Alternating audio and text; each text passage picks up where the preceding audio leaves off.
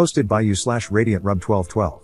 I, 24M, recently proposed to my now ex-fiancé, 23F, after 2 years of dating. We met through mutual friends at work. We started talking as friends, went on dates, and on New Year's Eve, we officially started dating. At the beginning of our relationship, she mentioned this guy, Marvin.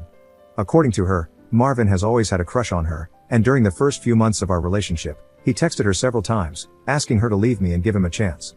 We used to talk about how pathetic this guy was and how she despised him for suggesting she would leave me for him. I must clarify, I'm nothing special, I'm a short, Asian, nerdy guy. Time went by, and after 2 years of dating, I decided to propose to her. So, on New Year's Eve, I gave her the ring, and she said yes in front of her whole family.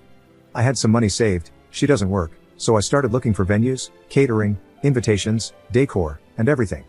I spent a large amount of money, as her parents were not in a position to help with the expenses, and I had enough savings to handle this comfortably.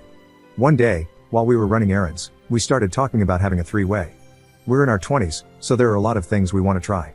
We discussed for a while how we could find someone, and she quickly said, I have someone in mind. I asked who, and she replied, Marvin. I know that was the first red flag, but I let it pass. I asked why him, and she just answered that she was physically attracted to him. I asked why she would say she hated him at first and then choose him as her first option for a three-way, and she replied it was only a one-time thing.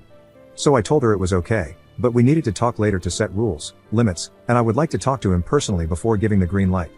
During the next couple of days, she started acting really excited, coming to me to show hotels and asking when we were going to meet with him, talking about how exciting everything was. I told her we needed to discuss things first, as it's not as easy as it sounds, and we needed to set some limits. After that, she calmed down for a day or two but then started bringing up the subject again. It reached a point where she insisted so much and brought up the topic so many times that I ended up telling her that she either needed to calm down, or the three-way wasn't going to happen. She apologized and mentioned I was right, but something still didn't feel right. That afternoon, while we were taking a nap and she was sleeping, I went through her phone and found out she had been cheating on me with him for a couple of months. They had been meeting while I was at work, and she even sent him one of those kink tests you can find online to see if his kinks matched hers. To say I was furious is an understatement. She woke up while I was checking her phone, and I confronted her. She started crying, saying she was sorry and that she didn't know what she was doing. I packed my things and stormed out to stay at a hotel. That night, I got a call from her parents, accusing me of ruining the engagement and acting like a baby, saying I was the one who brought up the topic of the three-way and that their daughter wasn't at fault. I hung up without saying anything and started canceling everything I had planned for the wedding. She called me the next day, apologizing and asking me to come back. Her whole family has been sending texts, telling me to man up and insisting that I was the one at fault, urging me not to break off the engagement. Am I the jerk for canceling everything? Update 2 days later. Hey guys, thanks for everyone's advice. I appreciate both the support and the mean comments. Both perspectives were helpful.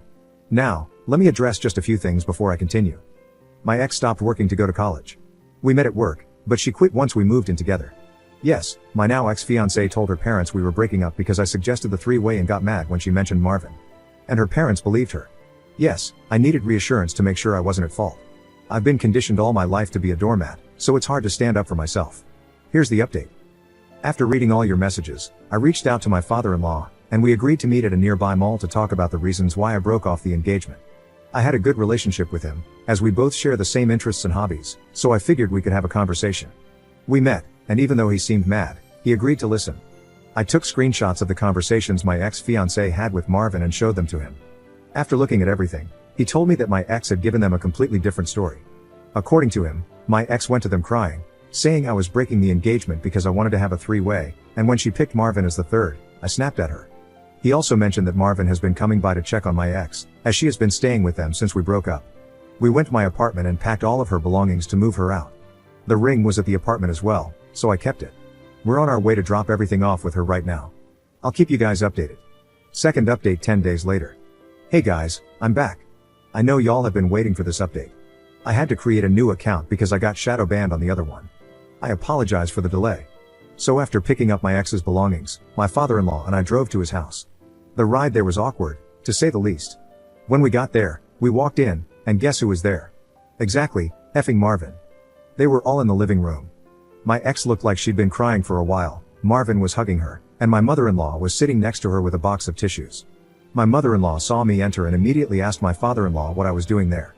He responded, we all need to talk about the situation, and he came to clarify some things. We all sat down, and Marvin was about to leave the room when my father-in-law said, no, please stay, you're part of this too. Marvin sat down, but it was clear he wasn't handling things well. His right leg was bouncing, and he tried his best not to make eye contact with me or my ex. My father-in-law then started by saying that I had agreed to continue with the engagement, which made my mother-in-law and my ex smile. However, my father-in-law said I had one condition: Marvin must show him his WhatsApp conversation with my ex. At that moment, I was shocked. I was about to argue, but then I understood something. Most likely, my ex had deleted the conversation with Marvin, but there was a chance Marvin hadn't. Marvin tried to protest, but my father-in-law insisted and asked him to do this for his daughter. My ex and Marvin glanced at each other, while my mother-in-law sat silently, looking at my father-in-law. Finally, Marvin stood up and left without saying anything else. My ex started crying again, but my father-in-law told her to shut up. He said I had shown him the screenshots of their conversations and that he was disappointed to have raised a cheater. My mother-in-law was in disbelief, so I showed her the screenshots too. Both of them screamed at my ex, asking how she could do something like that, especially on top of lying to their faces. In the end, my father-in-law went outside to unload her belongings in the driveway and told her to find somewhere else to stay, as she was no longer welcome there. My father-in-law apologized to me and said he would like to keep in touch to make sure I was okay. I came back home after all that happened feeling empty, not gonna lie. I think it was the adrenaline wearing off. I got one call from my ex, but I didn't answer. I blocked her number and spoke with security at my building to make sure she's trespassed if she comes by. I also posted on Facebook and Instagram about what happened and made sure to include the screenshots of the conversation, just so she can't twist the situation with friends and family. I'll be getting most of my money back after canceling the venue, catering, and other arrangements, so I'm planning to move to another state.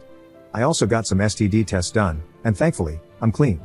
I'll be selling the ring to recoup some of my money as well. That's the update for now. I don't think I'll be updating anymore, but I want to thank everyone for your comments, both good and bad. Hopefully, things will start to get better from here.